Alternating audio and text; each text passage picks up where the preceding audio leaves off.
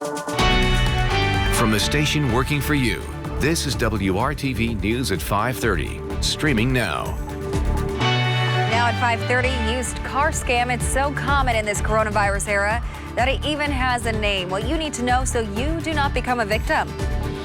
And dashing down the Derby Hill, why this event is such a big deal for Indianapolis and soapbox Derby racers. Lindsay. Topping our lineup today, a device that's like walking through an extra metal detector could be the answer to getting us back inside stadiums and arenas. How it works to protect against COVID-19. And when these students didn't see Black history being taught at their school, they spoke up. How their calls for change now have other districts listening. Also, women may be making some progress on equal pay, the trend we're seeing with new hires, and what all women can be doing to really understand what their work is worth. It looks like rain in Indianapolis, but the rain has been to the north most of the day. Chance in any one spot still just about 40%. Thought I'd show you this. Radar, we can switch over to estimate rainfall, and through the day, estimated rainfall near Frankfort in Clinton County over an inch in northwest portions of Grant County, and then south of Marion as well. Where we've had the rain, we've had pockets of heavy rain because it's humid, you feel that, and that moisture converted to these thunderstorms then with the pockets of heavier rainfall. Right around Tipton, in Tipton County, a decent amount of rain, then northeast portions of Madison County. North of Richmond in Wayne County is where strongest thunderstorms sit. It's 83 in Indianapolis. Lafayette's at 75. You spent the entire day in the 70s because of the thunderstorms. Bloomington winds right now as far as the warmth is concerned, 89. That chance for thunderstorms will remain low tonight, and the severe threat is low as well. Strong winds, the main threat. Thanks, Kevin. Have you checked out used car prices lately? With supplies tight and demand high during the pandemic, prices are hitting an all-time high. But consumer reporter John Matarese has a scam alert for car hunters so you don't waste your money. Looking for a used car? Well, watch out. Scammers are now offering phony used cars online using the pandemic as an excuse for no test drives. Daisha Wallace needs a car to buy groceries and take her 2 young children to the doctor. So she started looking for cheap used cars online. I got 2 babies. I have to hurry up and get this car. It was a 2008 Honda Accord for just $1,200. The seller explained by email she needed to unload it fast. Her son had passed away, and she was just trying to hurry up and sell the car. But with the pandemic, the woman did not want any test drives. As of COVID-19, she didn't want to do any actual transactions. So the seller sent Daisha to an eBay Motors page, which promised full buyer's protection. It told her to buy eBay gift cards at the drugstore and reply with the card numbers. So Daisha did that, and the seller vanished. Started calling her phone, she wasn't answering anymore. Now, with used car prices at an all-time high, averaging $21,000 this year, scammers are targeting anyone looking for a cheap, older used car who have just a few $1,000s to spend. This scam is so common it has a name, the eBay Motors scam. The website and car photo were all fake. To protect yourself, never purchase gift cards to pay a seller. They're untraceable. Beware cars that are priced too low, and avoid used cars you can't see in person. So it's hard making sure that my daughter has Pampers and wipes now. I thought I was really doing the right thing for my babies. Since eBay had nothing to do with the fake website, it's not responsible for Daisha's loss. So be careful of any used car you can't see in person so you don't waste your money. I'm John Matarese, WRTV News. Drug makers competing to find a COVID-19 vaccine are coming together to reassure the public in a pledge for safety. The companies are working on a joint statement promising to adhere to the highest standards in the development process. This after some scientists and public health experts have voiced concerns that the Trump administration is putting pressure on the FDA to authorize a vaccine before Election Day. Over the last decade and now during the pandemic, more Americans are using antidepressants. New CDC data shows nearly 18% of women in the U.S. used antidepressants compared to 8% of men. Those numbers were from 2015 to 2018. During the pandemic, pharmaceutical companies worldwide are reporting spikes in the most commonly prescribed antidepressant drugs from 10% in Australia to as high as 34% in the U.S. I think this mental health crisis that is emerging in the pandemic, post-pandemic, will be substantial. Mayo Clinic psychiatrist Dr. Mark Fry talked about the differences in gender in seeking help for depression. It could be partially because men's symptoms don't always look the same. We will see for men, for example, it will be less about depressed mood and loss of pleasurable activities and more about irritability and headaches and perhaps increasing their alcohol use. Dr. Fry drives home the fact that depression is stress sensitive, something people are experiencing more because of the pandemic. And just like heart attacks and ulcers that are also stress sensitive, depression is a medical illness. But there is some hope. The treatment's out there. I think the challenge is recognizing this is depression, making that decision to seek care. A U.S. Census survey found that amid the pandemic, adults experiencing common symptoms of anxiety and depression are at greater risk of delaying or never getting medical care.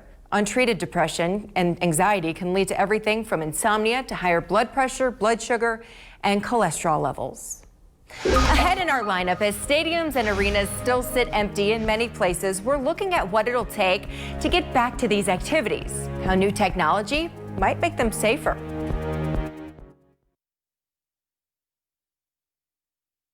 The idea of large crowds is still scary to a lot of people, but Chris Conti found a new invention that helps kill COVID germs instantly. Empty stadiums, empty theaters, empty seats that have been sitting like this for months. In this new reality we found ourselves in, crowds can no longer gather in places like these. 2020 in January was shaping up to be an incredible year. For Mark Saravinsky, who once traveled the globe managing shows for superstars, business disappeared in an instant this spring. All hell breaks loose. By the 13th of March, we went from multi-millions of dollars on the books to zero. With both his employees and his own livelihood on the line, Mark looked around at all those stadiums and thought maybe there could be a solution. I started to see in the entertainment industry, everybody literally just crossing their arms and waiting for government to come to the rescue, find the solution. So in the middle of COVID, as businesses worldwide shut down, he started up a new one, SaniPass. The company has developed a disinfection channel walkthrough machine. First, it takes your temperature. Then nozzles spray a disinfectant that's been proven to kill COVID-19 germs. We're not suggesting that we're a cure. We're suggesting that we are a part of a broader arsenal of product that needs to be implemented in order to bring us back to some form of normalcy. Mark also knew that if you couldn't move people through quickly, it wouldn't matter. It takes about 8 seconds to disinfect one person. The company estimated they could get about 55,000 people into a stadium in just under 90 minutes. Think of it like walking through an extra metal detector. Aside from stadiums, Mark is even in the talks with some airports around the globe who are considering putting the SaniPass in place. Right now, the cost is around $12,000 per machine. I wanted to get people back into theaters, back into arenas, back into stadiums.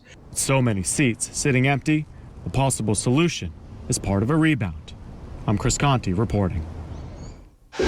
Still to come in our lineup, a group of students demanding change in teaching Black history, how these teens are inspiring others nationwide.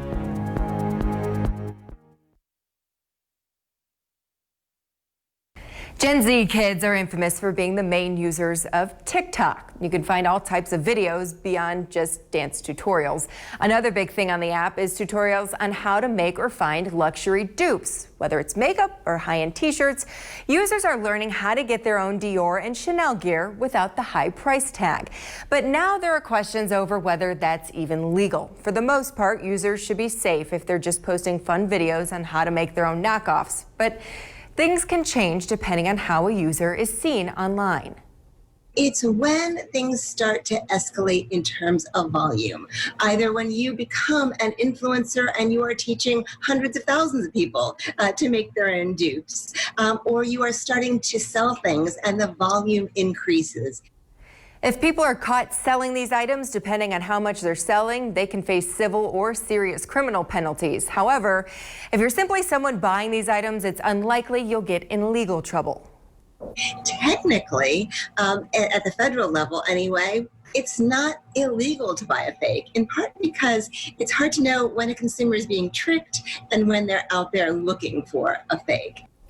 Big brands don't go after individual people usually. It's also always important to be careful whether you're selling or buying replicas. An Ohio family is looking to turn a tragedy into something positive. Last year, Mary and Dave Kelsey lost their daughter Danny after she was struck and killed by lightning. The couple says that Danny used to encourage everyone to make a wish at 11:11, and now they want to help others have their wishes come true by funding children's requests through the Make-A-Wish Foundation. They're raising money to send kindness cards to families granting wishes. A lot of the people who donate, we don't have any idea who they are. So I assume it's somebody that Danny knows or somebody that knows Danny through somebody else. And that to me is just so heartwarming that somebody remembers her and thinks enough of her to actually donate a monetary amount to a cause, to something that they think is good. And with all the BS that's out there in the world today, all the negative stuff, man, let's keep going. The Kelseys have raised enough so far to grant 4 wishes. Granting 1 wish costs $10,000.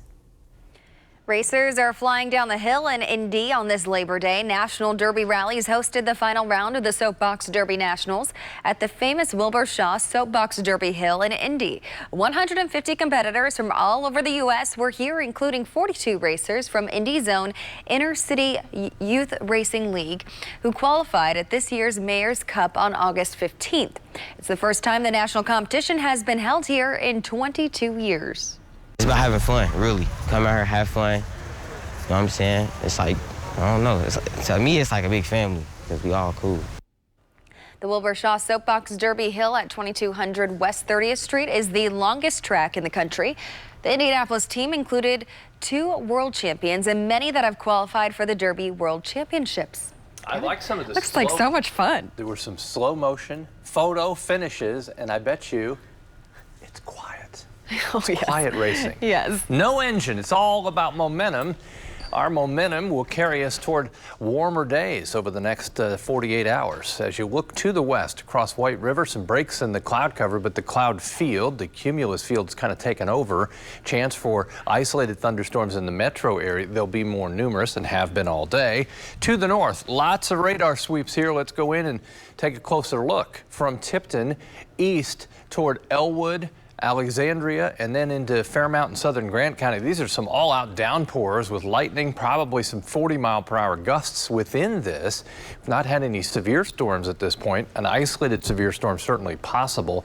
Southwest of Hartford City, heavy rainfall there, and then this is pretty persistent right in the heart of Wayne County, southeast of Newcastle through Hagerstown to just north of Richmond along Interstate 70. Some blinding rain there. And you can clearly see the outline here of where the rainfall is impacting temperatures in the 70s, in some cases low 70s there, while Columbus sits at 90 degrees, 88 in Terre Haute, and 1 degree warmer in Bloomington. Indy and the metro area sitting in the low 80s, but you can see with nearby rain or just thicker cloud cover the impact it has on temperatures.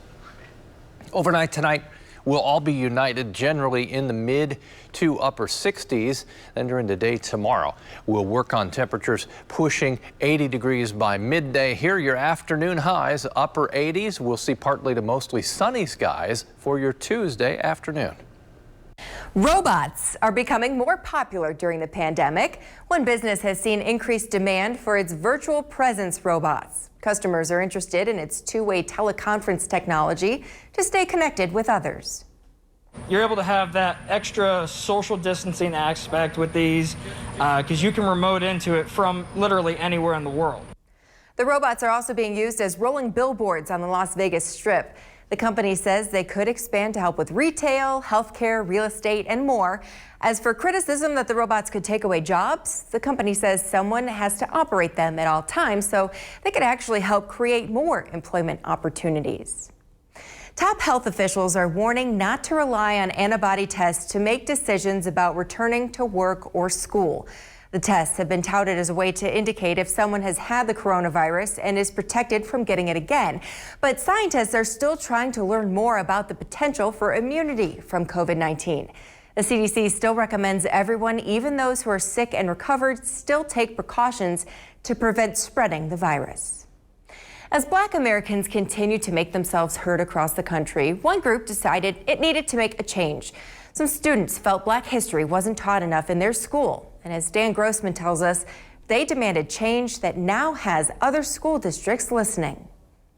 During the formative years of high school, many of us find ourselves searching. I learned more from my white mother than I did in schools. As a senior at Dr. Martin Luther King Early College, a 6 through 12 middle high school in Denver, Alana Mitchell often felt out of place. I always thought that I wasn't Black enough to do anything because everyone around me had always told me I was either too white or too Black. The daughter of a white mother and Black father, she was always told who she was by peers, but never taught it by teachers. It's really just something that we feel like needs a lot more attention. It was something she and fellow senior Janelle Nenga knew had to change, but didn't know how. It was there in the museum where the students realized there was a lot of history and culture that they had not been exposed to or taught. Didn't know until their principal, Kimberly Grayson, took them and 15 other seniors on a trip to the National Museum of African American History and Culture in Washington, D.C. last October. The students asked me, Grayson, you are a leader of color, yet we only have one class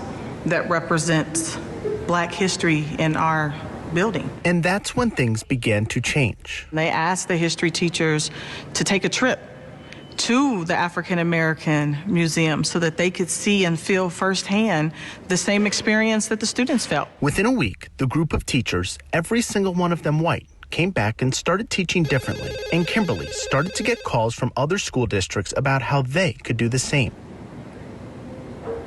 It leaves me speechless, because I know through them change is going to come. And to know that I'm a part of that change simply by supporting them makes me know that I'm leaving a legacy through them. Now, when we talk about slavery, we're not talking about one trauma or one specific event. We're talking about generations of trauma. Now, the students have an hour podcast that broadcasts each week and is listened to by teachers and students nationwide. Our vulnerabilities were supported, and that's something that doesn't really happen in our community. They also have learned not just about their history, but themselves. A lot of people had told me that I was never going to be successful. I was going to drop out by the time I was 16, and that maybe I wouldn't even make it to 16. But here I am, 16, making a change this big to, that's crazy. We're still fighting in 2020 just to have our lives matter. In a time where our country is still searching for an answer, these students have found their voice. I am incredibly proud and honored to just be a leader and work alongside these young ladies. Reporting in Denver, I'm Dan Grossman. Finally in our lineup, some encouraging new information when it comes to closing the gender pay gap, and experts offer some advice to women who are fighting for equal pay.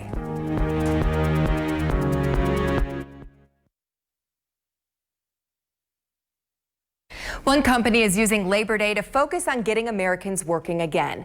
Red Wing Shoe Company is spearheading the social media campaign #LaborDayOn. It promotes job openings online. These are people that are wearing our product every day, and many of them are unemployed right now. So we can do our own little part to help connect potential employers and employees to help get them back on their feet. Red Wing has turned more than 500 of its stores into job centers for today's holiday. New numbers suggest the U.S. is making strides toward closing the gender wage gap, at least when it comes to new hires. This is from a report by the W.E. Upjohn Institute for Employment Research. It found women hired in July were offered salaries at about 96% of men's pay. It's a stark difference from 2018 Census Bureau data, which shows white women are paid on average 80 cents for every dollar their male counterparts earn. That gap is even greater for Black and Hispanic women. The expert tells us there's a growing trend that could help women earn equal pay, talking to each other about how much they make. Information is power, right? So if you don't talk about something, you're not going to know about it, especially with a subject that is just so fraught with feelings, right? We carry a lot of shame. A lot of us carry a lot of shame around money. So it's not just important to talk about, but it's also important to talk through how we feel about it. Claire Wasserman is the founder of Ladies Get Paid. She's encouraging women to break outside their comfort zones when it comes to talking about salaries. Women talk to men, talk to white men. If you're sourcing all of your salary data from people who, are the lowest paid, which are women and women of color, then that's not going to really help. Wasserman says you can make the conversation easier by explaining why you want to know and maybe asking for a range instead of an exact number. An estimated 16,000 restaurants have permanently closed during the pandemic. Others are getting creative to survive for now. Tomorrow, the additional support they say they still need to stay open. Well, on this Labor Day, I wanted to show you the range in temperatures. Look at the Dakotas in the 40s right now. While it's 91 in St. Louis, 84 in Indy. This warmer air will be drawn into the Hoosier State over the next couple of days. Tonight, 40% chance for additional thunderstorms, 67 the low. A radar tour is next. That's all for the news at 5:30. The news